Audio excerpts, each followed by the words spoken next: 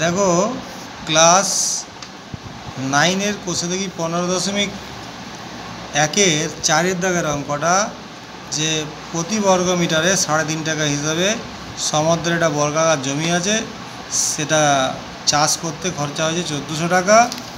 তো প্রতি মিটারে 8.5 টাকা হিসাবে সমুদ্রের জমিটির চারধারে একে উচ্চতার তারের বেড়া দিতে কত খরচা হবে হিসেব করি।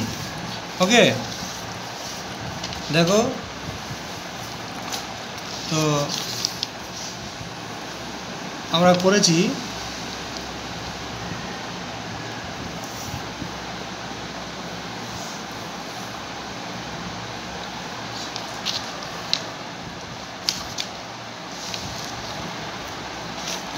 এই মিটারে হবে, এটা বর্গ নয় মিটার।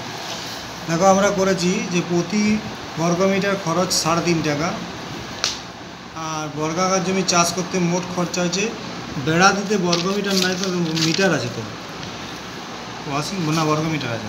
প্রতি বর্গ মিটারের খরচা হচ্ছে 3.5 টাকা, বর্গাকার জমি চাষ করতে মোট খরচা হয়েছে 1400 টাকা। তাহলে এখান থেকে আমরা দেখো প্রতি মিটারের খরচা দেওয়া আছে আর মোট খরচাটা দেওয়া আছে, তাহলে এখান থেকে আমরা কত বর্গমিটার জমি সেটা বের করতে পারবো। টাকাটাকে প্রতিটা দিয়ে ভাগ করলেই হবে। তাহলে ওকে,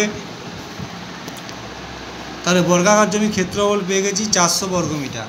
তাহলে বর্গাকার এই 3.5 দিয়ে 1400-কে ভাগ করলে হয় 400 বর্গমিটার। ওকে, তাহলে বর্গাক্ষেত্রাকার জমিটির একটি বাহুর দৈর্ঘ্য আমরা পেতে গেলে কী করতে হবে, তো ক্ষেত্রফলটাকে বর্গমূল করতে হবে।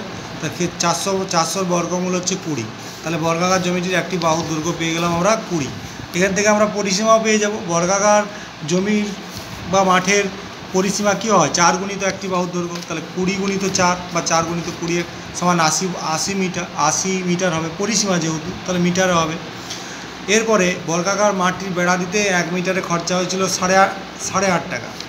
তাহলে 80 মিটারে খরচা কত পড়বে, 80 মিটারে 680 টাকা খরচা পড়বে। তাহলে সেই জন্য লিখেছি যে 8.5 টাকা হিসেবে 50 টাকা হিসেবে পুরো জমিটি, পুরো বর্গাকার মাঠটি বা জমিটি তার দিয়ে বেড়া দিতে খরচা পড়বে 680 টাকা। তোমরা এটা করে নাও।